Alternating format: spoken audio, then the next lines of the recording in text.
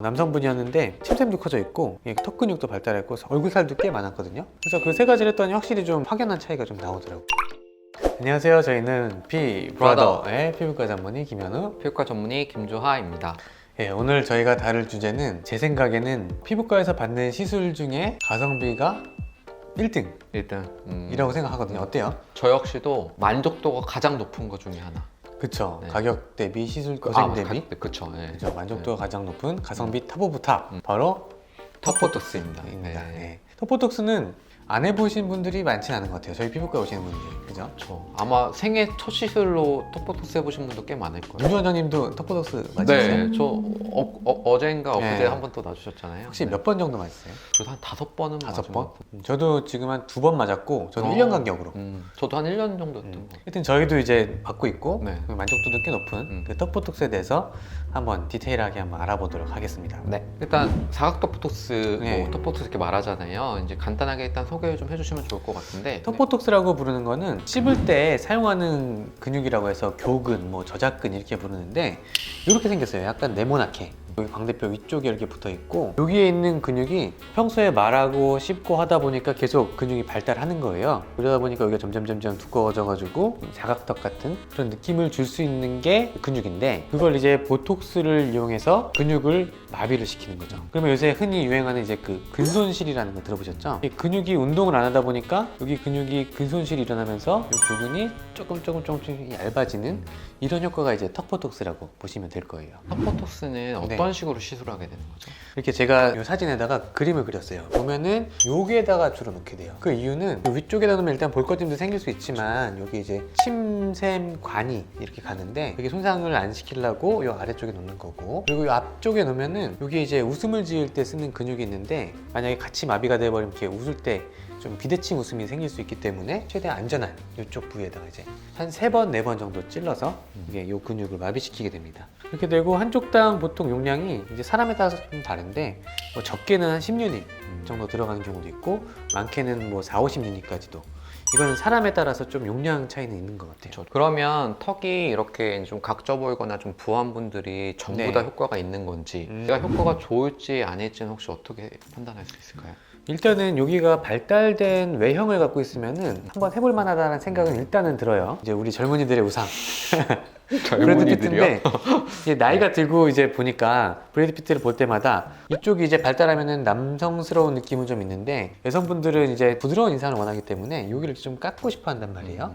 그래서 일단 여기가 튀어나온 경우라면은 턱보톡스를 해볼 수 있는데 이제 문제는 그게 뼈인지 아니면 뭐 침샘인지 아니면 근육인지 살인지. 그쵸? 네. 그게 판단이 어렵잖아요. 네. 그래서 어떻게 테스트 해보면 되냐면은 여기 이제 턱 모서리 잡고 이렇게 저희는 이제 해보세요 그러거든요. 깨물면은 거울 보면은 만져서도 이렇게 깨물면은 툭 튀어나와요. 근데 이게 많이 튀어나오는 분일수록 턱보톡스 효과가 좋을 거다라고 예상을 하시면 돼요. 보통 효과의 지속이나 아니면 효과가 나타난 시점 이런 거에 대해서 혹시 언급해 주실 수 있을까요? 예.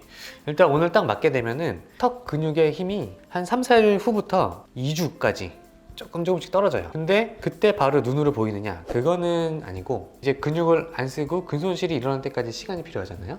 그게 한 달, 한 달. 4주. 한 달쯤 되면은 이제 근육이 좀 빠지면서 갸름해지는 게 보이기 시작해요. 그게 어디까지 가냐면은 한 3개월까지는 가요. 맞고 나서 3개월 후가 효과가 보통 제일 좋다라고 얘기를 하거든요. 결혼식이나 뭐 중요한 자리가 있다면은 한 2, 3개월 전에 맞는 게 최대 효과를 볼 수 있는 시점이에요. 근데 이거는 사람에 따라서 어떤 분들은 1년 넘게 가기도 하고 씹는 걸 좋아하시는 분들이나 이 가는 분들은 한 6개월 좀 덜 가기도 하고 조금씩 개인차가 있어요. 보통 보톡스나 필러 이런 거 고민하실 때 네네. 가장 고민하시는 것 중에 하나가 이거 한 번 맞으면 계속 아. 맞아야 돼 이런 얘기 많이 하시거든요. 혹시 그거에 대해서 좀 명확하게 얘기해 주실 수 있을까요? 맞기 전보다 더 커지진 않아요, 적어도. 맞고 나서 원래대로 돌아가는 느낌은 잘 없거든요. 그런데 이제 다시 원래대로 돌아갈 때 보면은 턱이 발달되는 게 보이니까 꼭 해야 되는 건 아니지만 왠지 하게 돼요.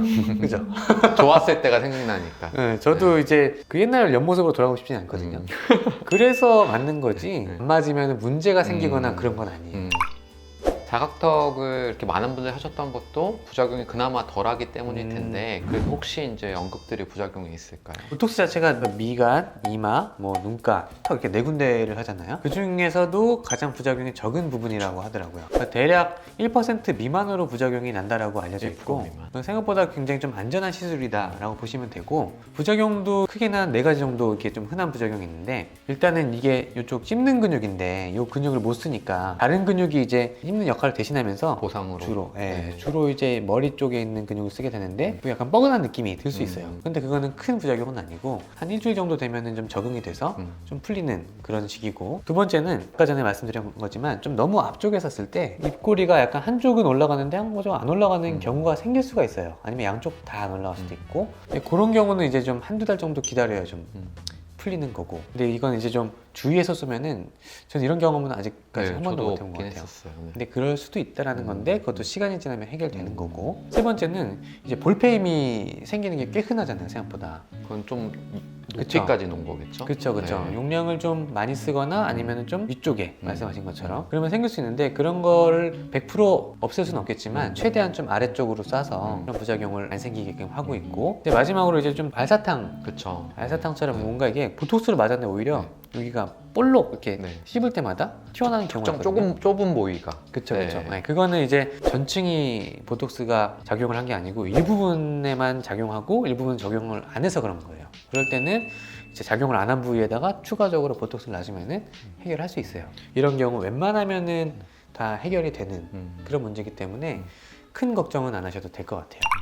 그럼 마지막으로 사각턱 보톡스와 이제 같이 병행하면 좋은 시술이 어떤 건지 궁금하거든요. 결국에는 이 턱을 갸름하게 만드는 게 네. 목적이잖아요. 네. 이쪽 안쪽에서부터 보면은 속에 뼈가 있고 그 위에 이제 근육이 이렇게 덮고 있고 그 위에 침샘이 덮고 있고 그 위에 살, 지방이 이렇게 덮고 있어요. 그래서 결국에는 요걸 줄이려면은 겉에서부터 뭐 살을 빼고 침샘을 줄이고 보톡스를 이게 턱 근육을 줄이면은 여기가 갸름해지는 거겠죠. 그렇기 때문에 이 턱 보톡스랑 요 침샘을 줄이는 침샘 보톡스나 요 바깥에 있는 살을 줄이는 뭐 인모드나 슈링크 이런 걸 같이 해주면 훨씬 더 갸름하게 시너지 효과를 낼 수가 있겠죠. 이 사진이 이제 침샘이 커진 사진인데 이건 물론 이제 정상적인 사진은 아니에요. 병적으로 커진 사진. 그렇죠. 네. 근데 딱 보이니까 가져온 건데 네네. 요 연골부터 요 앞쪽까지 그리고 귀 뒤쪽까지 이렇게 이제 침샘이 위치를 하고 있거든요. 젊은 여성분들은 별로 없는데 이제 한 30, 40대 되는 남성분들은 귀 앞이 이렇게 볼록해지는 맞아요. 분들이 꽤 있어요. 맞아 있어요. 네, 그럴 때는 턱 보톡스랑 침샘 보톡스랑 하면은 진짜 효과가 잘 나와요. 혹시 침샘에 보톡스를 맞으면 침이 안 나올까봐 걱정할 수도 있을 것 같거든요. 그럴 수 있죠. 그럴 수 있죠. 그런 거에 대해서는 어떻게 침샘이 여기만 있는 게 아니라 여기도 있고 여기 입 안에도 있어요. 혀 밑에 네. 그렇죠. 네. 주로 침을 만드는 게 한 여기가 메이저예요. 여기가 한 70% 정도 만든다고 보면 되고 여기가 20-30%라고 보면 되는데 근데 보통 분들은 이게 침이 여기서 메이저로 잘 만들어내기 때문에 익히 입이 마르지 않는 분들이라면은 그냥 뭐 해볼 수 있는 정도? 마지막으로 살이 문제인 경우라면 얘기하신 네. 것처럼 인모드나 슈링크 같은 리프팅 장비를 그쵸. 이용할 수 있잖아요. 어떤 도움이 혹시 될 수 있을까요? 직관적으로 봤을 때는 여기 이제 있는 살을 빼니까 갸름해질 거예요. 근데 그거 외에도 턱 보톡스 맞고 나면은 약간 여기 살이 이렇게 잡히는 경우가 좀 있어요. 아 여기가 줄어드니까 네. 상대적으로. 네. 여기가 볼륨이 줄면서 여기 살들이 이렇게 조금 더 도드라져 보이는 경우가 있거든요. 그래서 그런 거를 좀 예방하기 위해서 여기를 미리 이제 인모드나 슈링크 같은 거 이쪽 부분에다가 좀 하면은 그런 증상이 좀 덜해지는 거죠. 그럼 얘기하신 것처럼 뭐 세 가지 다 하면 정말 드라마틱하게 변할 수 있겠네요. 그렇긴 하죠. 그렇긴 하죠. 자, 그러면 오늘은 저희가 생각하는 피부과 시술 중에 가성비 탑 오브 탑 턱 보톡스에 대해서 한번 알아봤습니다. 나름 꽤 디테일하게 다룬 것 같아요. 그래서 이 영상 한번 보시면은 이제 턱 보톡스에 대해서 좀 자세히 잘 이해가 되셨을 것 같습니다. 이것으로 이번 영상을 마무리하고요. 다음번에도 재미있는 주제로 찾아오도록 하겠습니다. 이상 피부라더의 피부과 전문의 김현우, 피부과 전문의 김조하였습니다. 감사합니다.